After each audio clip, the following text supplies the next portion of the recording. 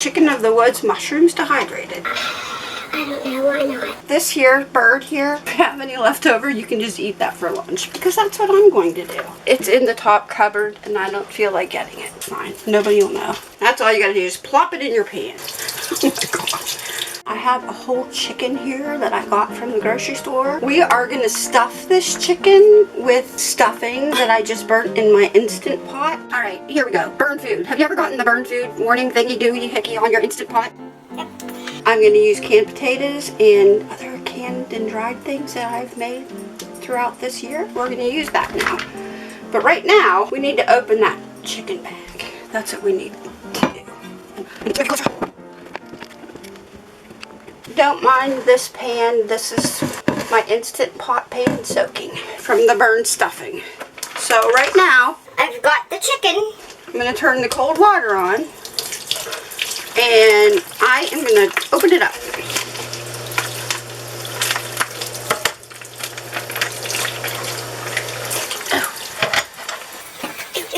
Okay, there we go. Right down the middle. Have the water on because we need to rinse it off and wash it off. And just rinse it out. Rinse out the cavity thing. Where its butt is. And where its head goes. I don't really know. I think this is the head part. Yeah, I think so. But we're going to rinse that out really good. Inside check because... Like stick your hand in there. Because sometimes... Oh my gosh.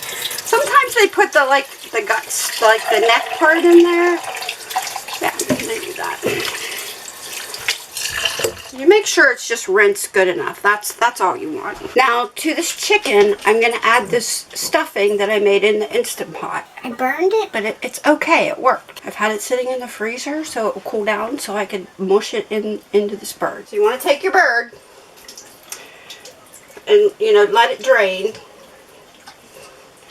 And just plop it in your pan. That's all you gotta do is plop it in your pan. There is a feather thing here.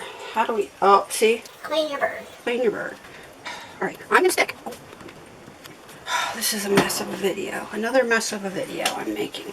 We're gonna put this stuffing right here into this bird without burning my hands because it might still be hot. You can also do this when you stuff a turkey for Thanksgiving. If you don't know how to make stuffing or don't have time or don't want to, just buy stovetop stuffing. You can use that. It works just fine. Nobody will know. Nobody will know. Alright, we're just smushing that down in there. And if you have any left over, you can just eat that for lunch. Because that's what I'm going to do. We'll just keep sticking it in there. Oh, okay. Hand time. Mush it in there. Now, now see, it has the other end too. You could put stuffing in this end too if you wanted to, but we're not going to do that today. No. And we're going to pack it. I think we can get, we're just going to keep putting it in there. There we go. Look at that. Perfect. Now, on top of this here, bird here, I'm gonna put some garlic powder because we like garlic powder. So we're gonna add some garlic powder. Probably a lot, but you know what? That's okay. We can just salt the bird. Cooking is easy. Just as easy as you want to make it. And now I've got this Old Bay seasoning right here. See, Old Bay. And it says here that it can go on chicken. I've never used Old Bay before. But it says seasoning for crab, shrimp, and chicken. Chicken, see? Right there, chicken. So we're going to put that on there. Oh, okay. I bought this for another recipe. Oh, it is pretty. Yeah, these are the potatoes that I canned. This is my last jar of potatoes. We're going to open these up. And let them, I'm gonna let these drain because I've got another secret ingredient going in here. Drain the potatoes. Now this, I'm going to put this in here. This is the turkey broth that I made. This is the day that my camera fell in the broth. I don't know if you saw that video, but my camera toppled over right into the big vat of turkey broth. The camera that I'm using now, actually. And it's still working. It's still working. We're going to just pour that all the way around. If you don't have a homemade turkey broth, you could use chicken broth. I've even used beef broth before. Whatever kind of broth you have. If you don't have broth, you could just use water. That will work too.